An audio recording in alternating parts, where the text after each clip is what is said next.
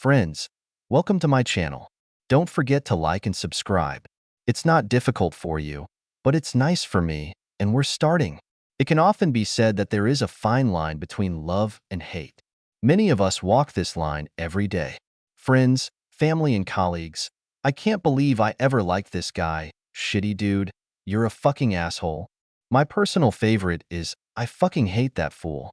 Besides, there are those who always tell you about the human condition, or that you need to stop being so hateful. These are the ones who say you have to show humanity. As for me, I'm just worried about my condition and the condition of my family. It's good to have friends, but be realistic. You can only trust your friends from now to now. And in my case, not all my relatives or friends had my back. It was a hard lesson that I learned from my own experience. The best thing about all this was that I found out who my real family and friends were. My name is Pace Jensen. I am 29 years old. I am a former football player and an avid runner. I'm married to Amy. She's a hot little mom with an appropriate attitude. But the best thing in my life is that I am the father of 3 little boys. At the time of our collapse, Amy and I had been married for about 7 years. The reason we had children so quickly and often was because I couldn't get enough of my wife. I lived and breathed Amy.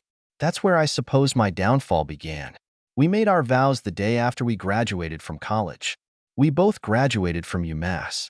Amy majored in secondary education, and I majored in management information systems. Amy got a job at one of the elite private schools in Dallas, and I worked at Empire Funding. We had a pretty good start in life. There were ups and downs during our marriage, as in most marriages, but nothing serious. I think our first fight happened when I wanted to buy a 1968 Shelby Cobra GT 500. It was a 2-door fastback with a 302 cubic inch, 4.9L V8 engine, GT 350. To top it all off, it was candy apple red with 2 white stripes in the middle. Unlike some people I know, I could afford a $100,000 car, but I love classic cars. Anyway, like I said, Amy and I had a great life. We lived pretty close to my family, and I thought it was a good thing. My mom and dad were in their 50s, and I also had a younger brother named Rob. Rob was 17 years old and attended the same high school where Amy taught. In fact, she taught in his class as well. I think Rob was a child of the Oppos because he was 12 years younger than me. Rob and I were as close as you can be with a younger brother who is 12 years younger than you. When something happened or when Rob needed something, I was expected to make a sacrifice. That's how my family lived. That was our motto. You need to have the courage to deal with this. Be a hero, son. Just give it to your little brother, and you'll end up being a better person. My father repeated it so often that it got to the point where I just ignored it. Another good thing in my life was my best friend Jeffrey Parks. He was the brother I wanted to have. We've been best friends since the 3rd grade. And if anyone knew how I felt, it was him. Jeff was a lawyer, and I expected him to cover for me in all legal matters. Anyway, last Monday, when I got home, Amy told me that she had taken the boys to her sister's house. It was 4 houses away. When she told me that, I thought we'd be alone, if you know what I mean. But she said she wanted to tell me something. I didn't think life could get any better, but then Amy said she was pregnant. I wanted to know when the baby was due, so we could start buying things before the baby was born. I think I was as happy as a human being can be. Damn it. I was just hoping it would be a little girl so I could spoil her to death. But for some reason, Amy was a little out of her mind, and she had such a detached expression on her face. I asked her what happened. Pace, this is not your child. Amy said it so softly that I couldn't hear it. What's going on, darling? Why are you so depressed? Pace, I love you, but I'm not going to have your kids anymore, Amy said. I was a little confused and asked her why. Amy, you always said you wanted a big family, so why such a sudden change? God, it's not going to be easy. Then Amy started beating around the bush, as if everything she was going to say would change her life. Amy, I love you no matter what, so just tell me how you feel right now. Just say it. Then she stopped, took out her phone, pressed speed dial. Could you come over here, please? Whoever she was talking to, it sounded like they knew more about it than I did. Amy, who was that and what the hell is going on? Amy said, just keep up the pace. I need help to get my words across to you. I don't want to spoil what I have to say. I asked her who was coming and what it was that she just couldn't tell me without help. Damn it, if you can't tell your husband, who the hell else could you tell? All sorts of thoughts raced through my head. None of them were good, but what happened next shocked me. 2 minutes later, the doorbell rang. Amy answered the phone, and when she returned, she was followed by my mom, my dad, and my 17-year-old brother Rob. Okay, Amy, what the hell is going on? Damn, how can I say that without hurting you? Rob just stepped in. Listen, Pace, Amy is in love with me. That's what she wants to say. Mom and Dad are here to support us, Rob said. Listen, bro, shit happens. We didn't want to fall in love, but we fell in love. The baby she's carrying is mine, and we need you to agree with that. Amy and I are going to be a family, whether you like it or not. I started laughing like it was some kind of good joke, right? That's how it was supposed to be. Listen, Amy, so what do you want to tell me? No one was laughing. I looked back at Amy. She was looking down at her feet. Amy, please look at me and tell me that's not true. Tell me you're not such a fucking idiot. My father said. Son, I know it's hard, but what's done is done. I know you're hurting right now, but Rob is your brother, and that's why we have to find a way to deal with this. We know that it takes a lot, but we have to make sacrifices. I asked my mom if she was involved in this. She said, Son, I love both my boys. I don't want this to tear our family apart. You have to find a way to live with it. We're all family. You have to be a hero in this case. You need to find it in your heart so that you don't get angry and do the right thing. I couldn't believe they were asking me to just sacrifice my life for a snotty little jerk because I was older. At that moment, I mean that very moment, I started hating them all. I mean seriously and with passion. The fine line between love and hate has been broken. The question is, how much can I, as a man, hate my family? The same family that betrayed me from all sides, my wife, my brother. And which parent would agree to this parody? How could I have known that it would only get worse? I couldn't take it anymore.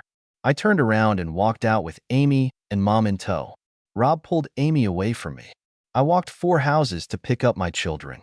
A deputy sheriff met me at her sister's house. For a moment, I thought Amy's sister, Rachel, was involved, but she looked as shocked as I was. The deputy sheriff told me that I was forbidden to see my children until the court decides on custody. I looked back and felt that with every second the hatred was growing more and more. I asked the sheriff if I could go back to my own house. He asked whose name was on the mortgage. I said it was mine and mine alone. Since there was no order forbidding me to be at home, I turned around to go home. When I passed my father, he grabbed my arm. Pace, listen, son, please don't do anything you'll regret later, my father said. We all need to sit down and discuss this as adults.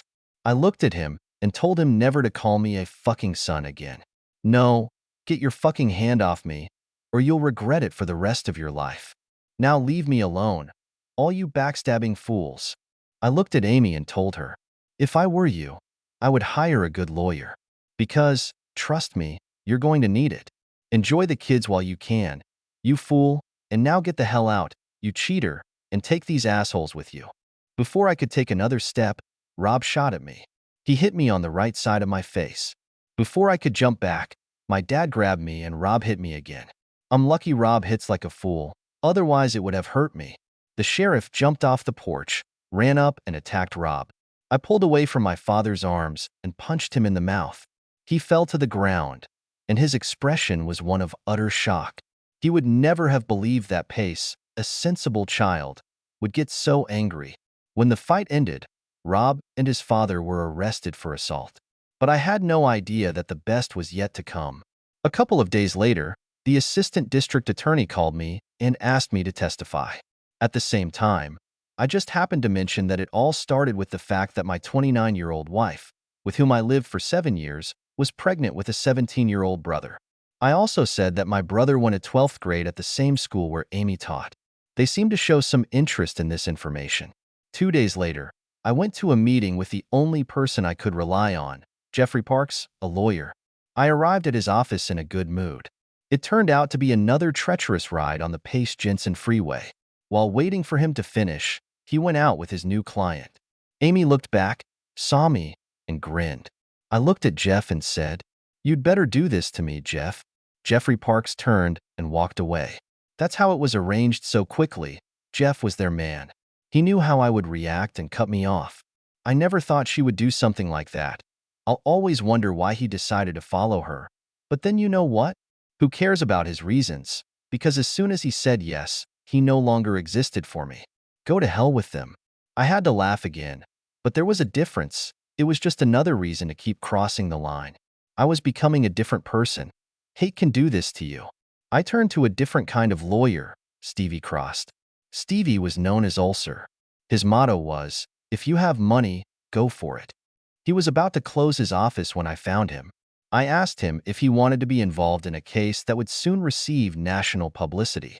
He saw the dollar signs, unlocked his door, and we went in. I wrote him a check for $10,000. I told him that sooner or later he would have to bail me out. He told me that he could not participate in anything illegal. I told him about my plans. He laughed so hard that he spat out the gum. I went home. When I got there was a deputy sheriff sitting in the driveway. He got out of his car and asked who I was. I showed him my ID card. He gave me an envelope and said, "You have been served." I went in and threw the papers in the trash. I didn't even look at them. Then I made some calls, had a bite to eat, and went to bed. Tomorrow will be a new day. After a good night's sleep, I brushed my teeth, rinsed my mouth, and combed my hair. After all, I have to look my best.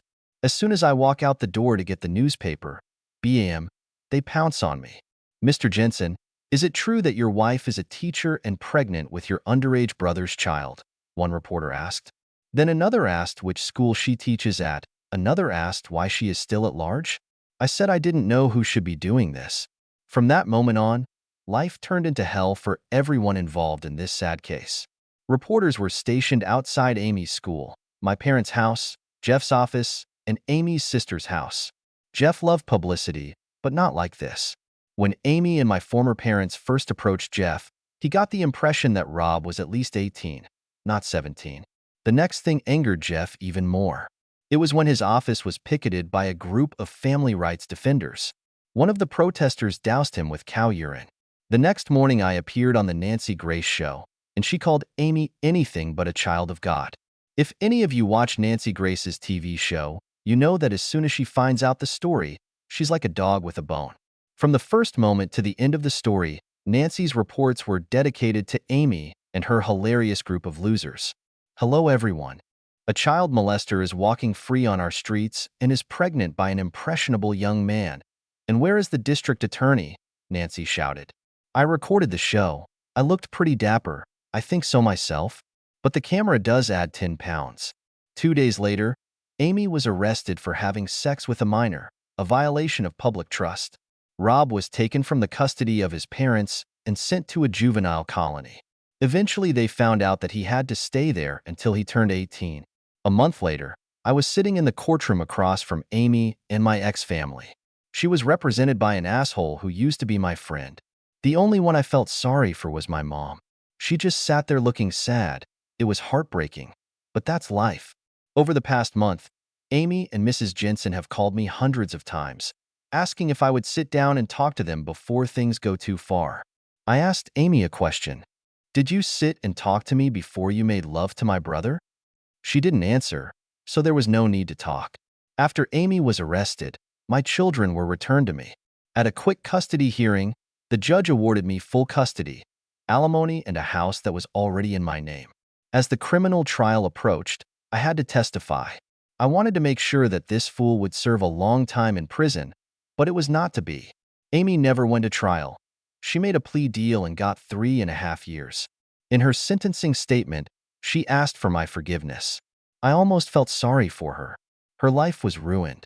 Her teaching career is over, and worst or best of all, she will have to register as a criminal for the rest of her life. 4 years have passed since then. I took the kids and drove 2,000 miles away. Now that our family consisted of 7 people, my 3 sons and Amy's 2 young daughters, we became a smaller version of the Brady family. I know, the BTB crowd is going to call me a wimp. And you know what? They'd be damn wrong. Do you think I'm stupid enough to stay with any fool who uses my ex-younger brother? Hell no. My wife's name is spelled as Amy. I met her 4 months after we moved in. Amy is a motorcycle cop, and the day she wrote me a ticket changed my life. When she returned to her motorcycle, one look at her ass was enough for me, and I realized that she would be my next wife. I had to beg a little, but as soon as I got her into bed, it was the greatest day of my life. Did I mention that she has her own handcuffs?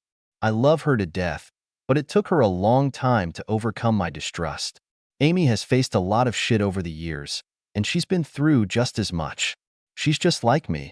She doesn't trust a damn thing. She checks on me the same way I check on her, and it works for us. But most of all, I like the devil in bed. While, so sweet Amy.